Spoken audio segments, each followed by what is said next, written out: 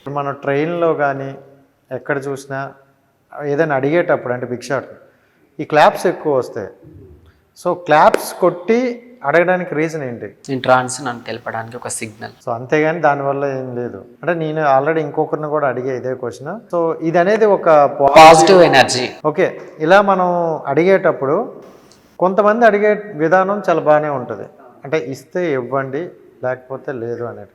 కానీ కొంతమంది బలవంతం పెట్టి మరి ఇప్పుడు ఫ్యామిలీతో వెళ్ళేటప్పుడు వాళ్ళ బైక్ మీద ఆపి ఇస్తావా లేదా అనేటట్లు లాగుతున్నారు అనమాట. అది ఎంతవరకు కరెక్ట్ అనుకుంటాను? నేను కరెక్ట్ అని నేను చెప్పను, ఎందుకంటే నా కమ్యూనిటీ అంతా మంచిదని నేను చెప్పను. సమాజంలో మంచి ఎంత ఉందో చెడు కూడా అంతే ఉంది. నా కమ్యూనిటీలో మంచి వాళ్ళు ఎంత ఉన్నారో చెడు వాళ్ళు కూడా అంతే ఉన్నారు. అలా అని చెప్పి నా కమ్యూనిటీని సమర్థించుకోవాల్సిన అవసరం నాకు లేదు. మా దాంట్లో చదువుకున్న వాళ్ళు కొందరు ఉంటారు, చదువుకోలేని వాళ్ళు కొందరు ఉంటారు. సో వాళ్ళ మెంటల్గా ఫిజికల్గా వాళ్ళు కరెక్ట్ కాదని నేను అంటా. సో ఇప్పుడు మీరు ఇప్పుడు మాట్లాడుతున్న ప్రతిసారి మా కమ్యూనిటీ అంటున్నారు. మీ కమ్యూనిటీలోనే మీకు కొంతమందికి పడదంటూ చాలామంది ఉన్నారు. సో ఎందుకు అలా? ఇప్పుడు మీరందరూ ట్రాన్సే, మీరందరూ కష్టాలు పడే వచ్చినారు. సో అలాంటి వచ్చేటప్పుడు ఒక పొజిషన్కి వచ్చేసరికి మీకే గొడవలు అవుతున్నాయి. ఎందుకని? సమాజంలో తీసుకుంటే ఎవరికైనా గొడవలు, ఒక కుటుంబంలోనే గొడవలు అయినప్పుడు మా కమ్యూనిటీలో గొడవలు కాకూడదు అని చెప్పి మీరు ఎట్లా చెప్తారు? అది ఏదానికైనా అవ్వచ్చు. మనం సొంత తల్లి పిల్లలకు పుట్టినా కూడా గొడవలు అవుతూ ఉంటాయి, ఎక్కడో ఒక దగ్గర అవుతుంది. ఇది మా కమ్యూనిటీలో అది ఎందుకు పెద్దగా రేజ్ చేయాల్సిన అవసరం ఎందుకు వచ్చింది? గొడవలు అవుతాయి అంటే అది కామన్, అవుతాయి, ఖచ్చితంగా అవుతాయి. ఇద్దరు ఫ్రెండ్స్ మధ్యనే అయినప్పుడు మా కమ్యూనిటీలో అంతమంది ఉంటారు, గొడవలు కాకుండా ఎలా ఉంటాయి? అంటే మీ కమ్యూనిటీలో ఒకళ్ళు ఎదిగితే చూడలేని తత్వం ఉందని కొంతమంది అంటారు. అది కొందరికి ఉండొచ్చు మైబీ. యాస్టిక్స్ ఇప్పుడు అందరికీ ఎట్లుందో మాకు కూడా అలాగే ఉన్నది. మేము సపరేట్గా మాకు ఏమంటూ లేదు, ఒక మనసు అంటే సపరేట్ ఏం లేదు. అందరికీ అట్లాగే ఉంటుంది. ఎదుగుతుంటే ఎవరు చూడలేరు. ఇప్పుడు నీ ఫ్రెండ్ నిన్ను చూడలేడు, మా కమ్యూనిటీలో కూడా అంతే ఉంటుంది. సో కొన్ని ఇంటర్వ్యూలో నేను చూసా, మాకు ప్రజెంట్ ఆధార్ కార్డ్స్ కూడా లేవు అనేటట్టు. అవును, మీ కమ్యూనిటీ చాలా పెద్దది, చాలా మంది ఉన్నారు. సో ఒక కుటుంబంలో ఒక నలుగురు ఉన్న వ్యక్తులకే ఒక ఆధార్ కార్డు లేదంటే గవర్నమెంట్ ఆన్ ద స్పాట్ తీసుకుంటారు. సో మీకు ఎందుకు చేయడం? మా కమ్యూనిటీలో మెయిన్ ఏంటంటే నేను ఇంతకుముందు చెప్పిన మా దాంట్లో చదువుకున్న వాళ్ళు కొంతమంది, చదువుకోలేని వాళ్ళు కొంతమంది ఉన్నారు. సో వాళ్ళకు ఆ ప్రాసెస్ ఆధార్ కార్డు ఎలా చేయించుకోవాలన్న ప్రాసెస్ వీళ్ళకు కొందరికి తెలుసు, కొందరికి తెలియదన్నమాట. సో అందుకే ఇది అంత అవేర్నెస్ అనేది మా కమ్యూనిటీలో రావట్లేదు. ఇప్పుడు ఆధార్ కార్డు లేదంటే ఒక గ్రామంలో ఒక సర్పంచ్ ద్వారానో ఇంకా వార్డు మెంబర్ ద్వారానో ఎట్లా ఒకట్లా అవుతుంది. ఇప్పుడు మా కమ్యూనిటీలోకి అది అవేర్నెస్ తీసుకురావాలంటే ఎవరు తీసుకురావాలి? మా బాధ్యత ఉందంటే ఎంతవరకు కొంతవరకు చేయగలుగుతాం. సో మేము వెళ్ళాలి, ఆధార్ సెంటర్లో ఉండాలి, చూడాలి, అట్లా క్యూలలో ఉండాలి. సో అది ఇబ్బంది అని చెప్పి కొందరు ఫీల్ అవుతూ ఉంటారు. మేబీ దానివల్ల ట్రాన్స్ కమ్యూనిటీలో కొంతమంది హెడ్లలో ఉన్నారు. ఇప్పుడు ఇంక్లూడ్ మీరైనా ప్రతిదీ ఇన్వాల్వ్ అయ్యి చేస్తుంటారు. సో మీరంతా కలిపి గవర్నమెంట్ని అడగడం వల్ల మీకు యూజ్ ఉంటుంది కదా? గవర్నమెంట్తో ఆల్రెడీ అడుగుతూనే ఉన్నాం, ఫైట్ చేస్తూనే ఉన్నాం. కానీ మరి ఇప్పుడు గవర్నమెంట్కి మేము మనుషుల్లా కనిపించట్లేదో తెలియదు, మమ్మల్ని మనుషులుగా గుర్తించట్లేదో తెలియదు. సో అందుకే చెప్పినంత వరకే తలూపుతారు, చెప్పిన తర్వాత లైట్ తీసుకుంటారు. మీరు లైట్ తీసుకున్నారా? మేము లైట్ ఏం తీసుకోలేము, మాకు ఖచ్చితంగా కావాలని అంటున్నాం. ఇన్ని రోజులు ఈ భిక్షాటన మాకు అని చెప్పి మాకు కూడా బాధగా ఉంది. ఇన్ని రోజులు ఇట్లా భిక్షాటన చేయాలి. మేము చదువుకున్న వాళ్ళం ఉన్నాం, చదువుకోలేని వాళ్ళం ఉన్నాం, మంచి మంచి టాలెంటెడ్ వాళ్ళు కూడా మా కమ్యూనిటీలో ఉన్నారు. అట్లా మాకు మెయిన్ ప్రోత్సాహం అనేది లేదు, బ్యాక్ సపోర్ట్ అనేది కావాలి ఖచ్చితంగా. అంటే ట్రాన్స్జెండర్లు అనేవాళ్ళు ప్రతి రంగంలోనే ఉన్నారు, పెద్ద పెద్ద అవార్డ్స్ తీసుకున్న వాళ్ళు కూడా ఉన్నారు. సో వాళ్ళని ఇన్స్పిరేషన్గా తీసుకొని మేము కూడా ఇలా చేస్తే ఓకే కదా అనుకొని మీరు అనుకోకుండా బిగ్ షాట్నే చెయ్యాలి అంటే నేను నెక్స్ట్ వచ్చే వాళ్ళకి చెప్తున్నా. సో ఇలాగే ఉండాలి అనే ఒక ఇది ఉండిపోయింది, దాన్ని మార్చడం అవదా అంటే ఖచ్చితంగా అవ్వాలి. అది నాకు తెలిసి కేవలం ప్రభుత్వాల మీద ఆధారపడి ఉంది. ఇప్పుడు ఒక చిన్న పిల్లోడు పెరిగి పెద్ద అయిన తర్వాత ఒక 10th క్లాస్ 8th క్లాస్కి వచ్చిన తర్వాత తను ఒక డిఫరెంట్ యాంగిల్లో కనిపిస్తున్నాడు అంటే స్కూల్ ఫ్రెండ్స్ కానీ టీచర్స్ కానీ వాడిని అవాయిడ్ చేయడం కానీ మన పైన చీదరించుకోవడం కానీ చేస్తున్నారు. అవన్నీ జరగకుండా చర్యలు చేపట్టాలి, అప్పుడే ఆ మనిషికి ఒక కాపాడిన వాళ్ళం అవుతాం. అలా కాకుండా చీదరింపులతో బాధపడి ఇట్లా స్కూల్లో ఫ్రెండ్స్ హేళన చేసి, టీచర్స్ హేళన చేసి, అటు పేరెంట్స్ హేళన చేసి, పక్కింటోడు ఎదిరింటోడు అని అరే నువ్వు చెక్క 0.5 అలా నడుస్తున్నావు ఇలా నడుస్తున్నావు అని చెప్పి అనకుండా ఏవైతే పేరెంట్స్ ఉన్నారో వాళ్ళు యాక్సెప్ట్ చేస్తే కనుక, గవర్నమెంట్ ఒక రూల్స్ పెడితే కనుక వాళ్ళు బయటికి రాకుండా ఉంటారు, తల్లిదండ్రుల దగ్గర చక్కగా హ్యాపీగా ఉంటారు, వాళ్ళ పని అనేది వాళ్ళు చేసుకుంటారు. ఇప్పుడు ఒక ట్రాన్స్జెండర్ భిక్షాటన చేసి లేదంటే ఇంకో విధంగా సంపాదించిన మనీని ఏం చేస్తాను? ఏం చేస్తాము, మాకు తిండి, పొట్ట, బట్ట, అంతే. కానీ నేను అంటే ఈ మధ్యన కొన్ని సంఘటనలు చూశాను. సో వాళ్ళు తినదానికన్నా వాళ్ళ బాయ్ ఫ్రెండ్స్ అంటూ మెయింటైన్ చేసి పెట్టి మోసపోతుంది ఎక్కువ అని విన్నా. సో ఒక ట్రాన్స్జెండర్గా మనం ఇన్ని కష్టాలు పడి ఈ పొజిషన్కి వచ్చేటప్పుడు మీరు సంపాదించింది మీ వరకు అండ్ నెక్స్ట్ వచ్చే వాళ్ళు ఉంటారు కదా, అలాంటి వాళ్ళ కోసం ఖర్చు పెడితే బాగుంది కదా, ఒకరిని నమ్మి పెట్టి మోసపోవాల్సిన అవసరం ఏంటని. ఇప్పుడు నేను నా పేరెంట్స్ నుంచి వదిలేసుకొని వచ్చాను. నా పేరెంట్స్ నన్ను యాక్సెప్ట్ చేయట్లేదు. ఎవరైనా ఒకరు నన్ను కేర్ చేయాలి, నా ఫీలింగ్స్ ఏంటి, నేను అమ్మాయిలా ఉండాలి, నాకు బాయ్ ఫ్రెండ్ కావాలి లేదా నాకు హస్బెండ్ కావాలి అనే ఫీలింగ్ కాన్సెప్ట్తో మేము ఉంటాం. ఇప్పుడు ఒక పర్సన్ వస్తాడు, ఇప్పుడు అది అమ్మాయి అయినా అబ్బాయి అయినా ఎవరైనా, ఇప్పుడు మీరే మీ లవర్కి ఇది అడిగితే ఇవ్వకుండా ఉంటారా? ఖచ్చితంగా ఇస్తారు. ఇప్పుడు మేము కూడా అలాగే అనుకుంటాం, అలా నమ్ముతాం కాబట్టి మేము అట్లా ఇవ్వాల్సి వస్తుంది. అందరు కాదు, కొందరు చాలామంది ఉంటారు మా దగ్గర అట్లా ఇచ్చేవాళ్ళు. సో అట్లా గుడ్డిగా నమ్మేస్తారు, ఎందుకంటే వాళ్ళ కేరింగ్ అట్లా ఉంటుంది మా పైన. నేను కూడా చాలా ఎక్కువ మందిని చూసా, విన్నాను కూడా దగ్గరగా స్టోరీస్ కొంతమందిని. సో మేము సంపాదించిందంతా వాళ్ళకే పెడుతున్నాం, వాళ్ళు మమ్మల్ని మోసం చేసి వెళ్ళిపోయాడు, ఇలా చేశాడు అలా చేశాడు అని తిట్టడం కూడా జరిగింది. బట్ అంతవరకు ఎందుకు తెచ్చుకోవడం అనేది? ఇప్పుడు అందరినీ ఒకేలాగా నేను చూస్తే అప్పుడు నాకు ఎవరు నా దగ్గరికి వచ్చే వాళ్ళు ఉండరు అన్నమాట. ఇప్పుడు ప్రతివాడు పురుషుడు అన్నవాడు ప్రతివాడు మోసం చేశాడు అనుకుంటే అప్పుడు నాకు అందరూ ఆపోజిట్ అయిపోతారు, శత్రువులు అవుతారు. సో అట్లా ఎట్లా అనుకుంటా చెప్పు, ఒక మగాడు తప్పు చేశాడు అని చెప్పి ప్రతి మగాడిని నిందించలేను కదా. సో ఇప్పుడు మీరు ట్రాన్స్ మార్చుకోవడం కోసం లక్షలు ఖర్చు పెడతారన్నారు కదా, రూపం అనేది మార్చడం అవసరమా? అది నాకు అవసరమే అనిపించింది. నేను అబ్బాయిని కాదు అమ్మాయిని అని చెప్పి. సో నేను అమ్మాయిని అని చెప్పినప్పుడు నేను అమ్మాయి లెక్కనే ఉండాలి. సో అందుకని అట్లా రూపాన్ని మార్చుకోవాల్సి వస్తుంది. అంటే దేవుడిచ్చిన రూపాన్ని మార్చుకోవడం వల్ల మీకు ఎలా అనిపించింది అనమాట అది? అవును, నాకు కంఫర్టబుల్ అనిపించింది, నాకు బాగా అనిపించింది అది. అంతెందుకు, ఇప్పుడు దేవుడిచ్చిన రూపాన్ని ఎంతమంది యాక్టర్స్ మార్చుకోవట్లేదు, సర్జరీల ద్వారా ఆ సర్జరీ ఈ సర్జరీ అని చెప్పి దేవుడిచ్చిన రూపాన్ని అలాగే ఉండే అమ్మ కడుపుల నుంచి వచ్చిన రూపాన్ని ఎంతమంది మార్చుకోవట్లేదు. అందులో నేను మార్చుకోవడం ఇంతేముంది ఇందులో? వాళ్ళే మీకు ఇన్స్పిరేషన్ నేను చెప్పను, ఏదో నా అవసరానికి నేను అది వాంటెడ్గా అయితే చేయట్లేదు కదా. సో ఓకే, మీరు ఇలా ఉన్నన్ని రోజులు ఇలా అయిపోద్ది కదా, ఎండ్ ఆఫ్ ద డే మిమ్మల్ని చూసుకునేది ఎవరు? ఇప్పుడు మాకంటూ గురువులు ఉంటారు, నా కింద వేరే పిల్లలు ఉంటారు, నా శిష్యుల కింద శిష్యులు ఉంటారు.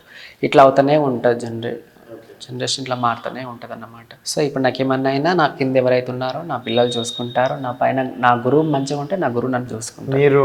మీ గురువు ఉన్నారా? మీ గురువు ఆర్తి గారు. ఓకే, ఆవిడ మీకు చూసుకున్నారు? అవును.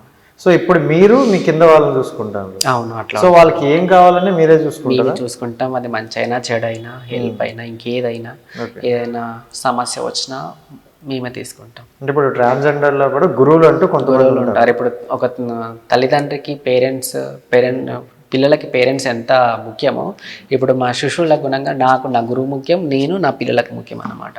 ఇలా గురువులు ఎంతమంది ఉన్నారు అనుకుంటా? చాలా మంది ఉంటారు. ఇప్పుడు నాకు నచ్చిన గురువుని నేను ఎంచుకుంటా. అంటే ఇప్పుడు పేరెంట్స్ ని పిల్లలు ఎంచుకున్నట్టు గురువుని ఎంచుకుంటారా? బాండింగ్ క్రియేట్ చేసుకుంటాం. ఒక అత్తయ్య, ఒక అమ్మ కోడళ్ళు, వదినలు, మరదాన్లు, ఇట్లా మా కమ్యూనిటీలో మేమే బాండింగ్స్ అన్ని క్రియేట్ చేసుకుంటాం. ఇప్పుడు సొసైటీలో చూసుకుంటే కొంతమంది ట్రాన్స్జెండర్ అది మారకుండా అదే ప్లేస్తో ఉంటూ మారకుండా కొన్ని వీడియోస్ అవ్వచ్చు, కొన్ని ప్రోగ్రామ్స్ అవ్వచ్చు చేస్తున్నారు. సో ఎలా అనిపిస్తుంది మిమ్మల్ని వాళ్ళని చూస్తుంటే మీకు? నాకేమనిపిస్తుంది అంటే, ఇది ఇప్పుడు నేను ట్రాన్స్జెండర్, ఇప్పుడు చీర కట్టుకొని పోయాను, నేను ట్రాన్స్జెండర్. నాలాగా ఒక మగాడు చీర కట్టుకొని వెళ్తాడు, వాడు అక్కడ ఇంటి దగ్గరికి వెళ్ళిన తర్వాత అక్కడ మంచి చేయొచ్చు, చెడు చేయొచ్చు. కానీ వాళ్ళు ఏమనుకుంటారు, ఆహా వీడు చీర కట్టుకొని వచ్చాడు కాబట్టి కొజ్జవాడు అంటారు. కానీ అసలు అసలైన కొజ్జవాడా, ఒరిజినల్ కొజ్జవాడు అనేది వాళ్ళకి క్లారిఫై అనేది ఉండదు అన్నమాట. అది ఎలా తెలుసుకోవాలంటే ఎలా తెలుసుకుంటాం అంటే మీరు కూడా ఇప్పుడు జనాలకి మీరు కూడా ఒకటి చెప్పాలి. ఇప్పుడు మేము ఈ టైపు అనేది ఐడెంటిఫై అంటే ఇవ్వాలంటున్నాను. ఎందుకంటే అందరూ వచ్చి అడుగుతున్నారు. మీరు ఇందాక ఒక మాట్లాడిన బస్ స్టాప్ దగ్గర సిగ్నల్ దగ్గర ఆపేటప్పుడు సింపుల్గా అడిగే వాళ్ళు ఉంటారు, రుబాబ్ చేసి అడిగే వాళ్ళు ఉంటారు. అందులో మనకి వేరియేషన్ కనిపిస్తుంది. సో మాకు తెలిసి అందరూ ఒకటే, ఉంటే పెడతారు లేదంటే లేదు. కానీ అలా డిఫరెంట్ అనేది కొంచెం మాకు ఎలా తెలుస్తుంది అని. ఇప్పుడు నకిలీ వాళ్ళు అనేవాళ్ళు ఎవరు కూడా మా అంత రెడీగా అయితే ఉండరు. వాళ్ళు వాళ్ళ టీషర్ట్ల పైన చీరలు కట్టుకొని పెద్ద పెద్ద బ్యాగ్లు వేసుకొని వస్తారనమాట, సంచులు వేసుకొని వస్తారనమాట. వాళ్ళకు పైన జుట్లు ఉండవు, షేవింగ్ చేస్తూ ఉంటారు. కొందరు షేవింగ్ చేస్తారు, కొందరు షేవింగ్ చేయకుండానే వస్తారు. వాళ్ళకి బాడీ అంతా హెయిర్ ఉంటుంది. సో ఇట్లా క్యాచ్ చేయొచ్చు మనము. కానీ ఇంకా చీర కట్టుకొని వచ్చాడు కాబట్టి వాడు కొజ్జోడే, వాడు ఒక దొంగతనం తీసుకుపోయిన గుణంగా కొజ్జ వాళ్ళు వచ్చారు ఇలా చేశారు అని ఒక నింద అనేది మా మీద పడుతుంది. సో అట్లా నేనేమంటున్నానంటే ఏదైతే గవర్నమెంట్ ఉందో ఆ గవర్నమెంట్ యాక్షన్ తీసుకోవాలి. మాకంటూ కొన్ని ఐడెంటిఫికేషన్ అనేది ఇవ్వాలి. వీళ్ళు ట్రాన్స్జెండర్ అని చెప్పి ఇస్తే ఎంతో కొంత. ఈ ఐడెంటిఫై కోసం చాలామంది పోరాడుతున్నారు అన్నారు, ఇంక్లూడ్ చంద్రముఖి గారు అవ్వచ్చు, ఇంకోరు అవ్వచ్చు, అండ్ మీరు కూడా. సో ఎంతవరకు అనిపించింది మీకు చేసేటప్పుడు? అంటే రెస్పాండ్ అవుతున్నారా సీనియర్? అవుతారు అప్పుడు, ఎందుకు అవ్వరు? కొందరు అవుతారు, కొందరు అవ్వరు. ఒకవేళ అయితే కనుక మేము ఇప్పుడు ఈ సిచ్యువేషన్ మాకు ఇంకా ఉండకుండా నేను అంటాను. ఇది చాలా రోజుల నుంచి ఇంకా స్ట్రైకులు అవుతూనే ఉన్నాయి, ఫైట్ చేస్తూనే ఉన్నారు. కానీ కంప్లీట్గా సంపూర్ణమైన ఏదైతే ఉందో అది మాకు ఇంకా రావట్లేదు. అండ్ మొన్న ఒక ఇన్సిడెంట్ అయితే నేను విన్నా, అది నాకు కూడా చాలా బాధాకరంగా అనిపించింది. మీలో ఒక అమ్మాయిని ట్రాన్స్జెండర్ని చంపేయడం కూడా ఏదో జరిగింది, ఇలా నమ్మి వెళ్ళాము. సో మీరు ఎప్పుడైనా మీరు వెళ్తున్నప్పుడు అంటే మీకు భయమేదా? ఇలా అంటే వాళ్ళు బుక్ చేసుకుని తీసుకెళ్తారు కదా, సో అలాంటప్పుడు మీకు ఏమైనా భయమేదా? భయం ఏదా అంటే భయపడకుండా కూర్చుంటే మా కడుపు నిండదు. ఇప్పుడు ఖచ్చితంగా వాడు ఇస్తాడని నమ్ముతా కాబట్టి తనతో నేను వెళ్ళాల్సి వస్తుంది. నమ్మకం లేకపోతే తనతో ఎలా వెళ్తాను నేను? ప్రతి వాడిని అనుమానించుకుంటూ కూర్చుంటే నాకు కడుపు ఎలా నిండుతుంది? సో ఆ ఇన్సిడెంట్ జరిగినప్పుడు ఏమనిపించింది? ఏమనిపిస్తుంది? ఇంకా ఏడుపు వస్తుంది, ఏడు చేసాం. ఏవైతే గవర్నమెంట్ ఉందో యాక్షన్ అనేది తీసుకోలేదు. అదే ఒక అమ్మాయిని చంపేసి ఉంటే ఎంత న్యూస్ అన్నీ ఒక రేంజ్లో అయిపోతుండే అసలు. కానీ ఇప్పుడు ట్రాన్స్ చనిపోయిందంటే అసలు వాల్యూ లేదన్నమాట. దానికోసం కూడా మీరు ఏదో పోరాడినట్టున్నారు కదా? అదే ఇప్పుడు కేవలం మేమే మా కమ్యూనిటీ మెంబర్సే పోరాడాలి. సమాజంలో మీరు కూడా మనుషులే అన్న మనుషులు ఎక్కడ పోయారు ఆ టైంలో? ఇప్పుడు ఒక దీపిక బోనం, ఆమె కొంచెం బోనం అవుతుంది కాబట్టి ఫేమస్ అయింది కాబట్టి ఆమె చనిపోయిన వార్త బయటకు వచ్చేసింది, జనాలకు తెలిసిపోయింది. ఇప్పుడు అలా ఫేమస్ అవ్వకుండా ఏదో భిక్షాటనం చేసుకుంటూ సెక్స్ వర్క్ చేసుకుంటూ చనిపోయిన వాళ్ళు ఇంకెంతమంది ఉంటారు? అది ఎవరైనా కౌంట్ చేస్తున్నారా? కనీసం వాళ్ళ వాళ్ళ ప్రాణాలు పోయినాయి అని చెప్పి ఏ గవర్నమెంట్ అయినా, ఏ ఎమ్మెల్యే అయినా, ఏ రాజకీయ నాయకులైనా వచ్చి మాకు కనీసం పరామర్శిస్తున్నారా? అది లేదు. ఎందుకంటారు మరి అట్లా? మేము ఇదే భారతదేశంలో పుట్టాం, ఇదే భారతదేశంలో పౌరులం కూడా. ఇప్పుడు ఇవి అనేవి కొన్ని హక్కులు అనేవి మీ మీద ఉన్న వాళ్ళు కూడా అడిగారు, అప్పటి నుండి జరుగుతుంది, మీరు పోరాడుతున్నారు, ఇప్పటికీ ఇంకా రావట్లేదు. తర్వాత వాళ్ళకైనా వస్తాయా? అదే ఇప్పుడు నాదేదో అయిపోయింది, కానీ ఇప్పుడు వచ్చే జనరేషన్ గుణంగా నేను పడ్డ కష్టం వచ్చే జనరేషన్ వాళ్ళు పడకూడదు అని చెప్పి మా వాళ్ళు ఫైట్ చేస్తూనే ఉన్నాం మేము ఇంకా. కానీ ఇంకా సంపూర్ణంగా వాళ్ళు మాకు ఎలాంటివి ఇవ్వట్లేదు. అండ్ ఇప్పుడు చూసుకుంటే చిన్నతనంలోనే చాలామందికి ఈ ఫీలింగ్స్ అనేవి వస్తాయంటారు. వాళ్ళు పేరెంట్స్కి చెప్పుకోలేరు, ఒక్కొక్కసారి ఇల్లు వదిలి వెళ్ళిపోయే పరిస్థితి ఉంటుంది. అలాంటి వాళ్ళు మీరు ఏమైనా చేరదీసి వీళ్ళకంటూ ఒక ప్లాట్ఫామ్లా చూపిస్తున్నారు? ఖచ్చితంగా అట్లా చూపిస్తున్నాం కాబట్టి ఇప్పుడు పిల్లలు అనేవి పెద్ద పెద్ద వాళ్ళ దగ్గర పిల్లలు అనేవి ఇట్లా ఉన్నారు. కొందరు భయపడతారు, మమ్మల్ని అడగడానికి కూడా భయపడతారు. వాళ్ళకు మెంటల్గా ఫిజికల్గా కరెక్ట్ ఉండరు అన్నమాట. ఎవరికి చెప్పుకోవాలో అర్థం కాదు, పేరెంట్స్ చెప్పాలో అర్థం కాదు. ఒకటి చూస్తే స్కూల్లో ఫ్రెండ్స్ తోటి టార్చర్ ఉంటుంది, ఒకటి టీచర్తో టార్చర్ ఉంటుంది, పక్కింటి వాడు ఎదిరింటి వాళ్ళతో టార్చర్ ఉంటుంది. అలా అని చెప్పి నేను పేరెంట్స్కు చెప్పలేను. ఒకవేళ వాళ్ళకి తెలిసినా వాళ్ళు చీదరించుకుంటారు. అలాంటప్పుడు నేను ఎవరికి చెప్పాలి? సరే, ట్రాన్స్జెండర్ తోబా అనేది నాకు తెలియదు, అసలు నీ వే అనేది నాకు తెలియదు. నేను ఇట్లా ట్రాన్స్జెండర్కి వెళ్తే నేను ఇట్లా నన్ను అమ్మాయిగా మార్చారు, నేను హ్యాపీగా ఉంటాను, అక్కడ కష్టమైన నష్టమైన నేను ఉంటానని చెప్పి ఎవరైతే ఆ పిల్లోడు ఉండో ఆ పిల్లోడికి అవగాహన అనేది ఉండదు.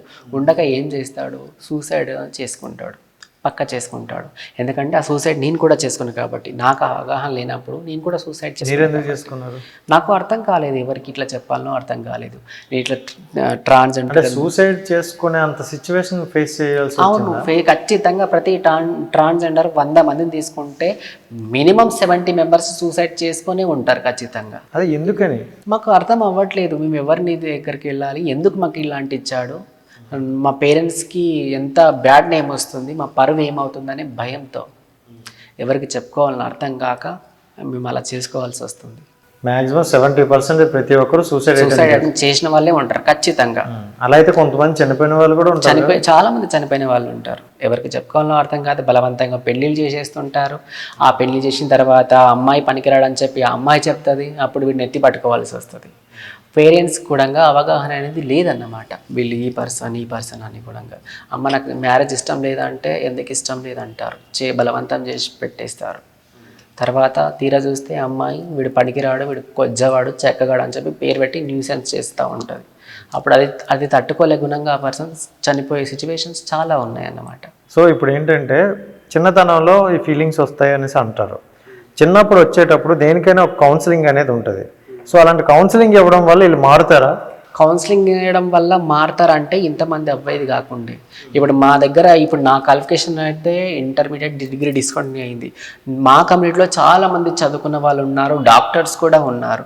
ఒకవేళ కౌన్సిలింగ్ వల్లనే వాళ్ళు మారుతారు అనుకుని ఉంటే ఈ డాక్టర్స్ ఎంటెక్లు బీటెక్లు చేసిన వాళ్ళు ఎందుకు వస్తారు? అంటే నేను అంటుంది ఏంటంటే చిన్నప్పుడు ఏదంటారు కదా, మొక్కప్పుడు అంచకపోతే మూలప్పుడైనా, చిన్నప్పుడే దీన్ని కౌన్సిలింగ్ చేస్తే యూజ్ ఉంటుందా ఉండదా? బట్ మీ దగ్గరకు వచ్చే వాళ్ళకి మరి మీరు కౌన్సిలింగ్ చేసి మళ్ళీ వాళ్ళ పేరెంట్స్ దగ్గర పంపిస్తారంట కదా. అది మేము చెప్తామన్నమాట. ఏం చెప్తామంటే ఈ కమ్యూనిటీలోకి వస్తే ఇట్లా ఇబ్బందులు ఉంటాయి, అలాగే కొందరు. నేను ఒకటి ఏం చెప్తా అంటే, కొందరేమో ఫీలింగ్స్ ఓన్లీ ఇన్నర్ లోన మాత్రమే ఉంటాయి, కొందరేమో బాహ్యంగా కనిపిస్తారు. ఇప్పుడు నేను నడుస్తుంటే ఒక అబ్బాయిగా నడిచినట్లే ఉంటుంది, కానీ నా మనసు మాత్రం అమ్మాయి మనస్తత్వం, నాకు అబ్బాయి కావాలనే కోరిక నాది. కొందరికి ఏముంటుందా అంటే అలా కొందరు ఉంటారు. కొందరేమో నేను నడుస్తుంటే అమ్మాయిలా నడిచిపోతుంటారు, నేను మాట్లాడుతుంటే అమ్మాయిల వాయిస్ వస్తూ ఉంటుంది, నేను మాట్లాడుతుంటే అమ్మాయిల చేతులు తిప్పడం వస్తూ ఉంటుంది అన్నమాట. ఇలాంటి వాళ్ళకు చాలా ప్రాబ్లం ఉంటుంది అన్నమాట. సో చుట్టుపక్కల జనాలు ఈజీ గుర్తుపట్టేస్తారు, ఓహో వీడు తేడగాడు, వీడు అలా నడుస్తున్నాడు, వీడు ఇలా మాట్లాడుతున్నాడు అని చెప్పి. వాళ్ళకు చాలా ఇబ్బంది అవుతుంది. ఆ టార్చర్ తట్టుకోలేకనే ఈరోజు ఇట్లా ఉన్నమాట నేను. సో ఇప్పుడు మీరు రూపాన్ని అయితే మార్చుకోగలరు, మరి గొంతుని ఎలా మార్చుతారు? అంటే చాలా మంది టెక్నాలజీ చాలా స్పీడ్ అయ్యింది, అంతా రూపాన్ని మార్చిన వాళ్ళు గొంతును మార్చలేరా? గొంతును కూడా దానికి కూడా ఆపరేషనేనా? అటు కూడా ఆపరేషన్. మీరు ఏం చేయించుకోనరా? నేను చేయించుకోలేను, టాప్ అండ్ బాటమ్ రెండే. మీకు ఆపరేషన్ మీకు ఎంత ఖర్చు అయింది? నాకు 5 lakhs వరకు అయింది. 5 lakhs అవుతుంది. 5 lakhs వరకు అయింది. మరి ఈ 5 lakhs మీరు ఎలా సంపాదించారు? అది ఒక్క రోజుతో కాదు కదా, నేను దాదాపు 5 years కష్టపడ్డాను. ఈ 5 years సంపాదన ఒకసారిగా. Sun, celebrating 20 years of excellence in education. Come join us.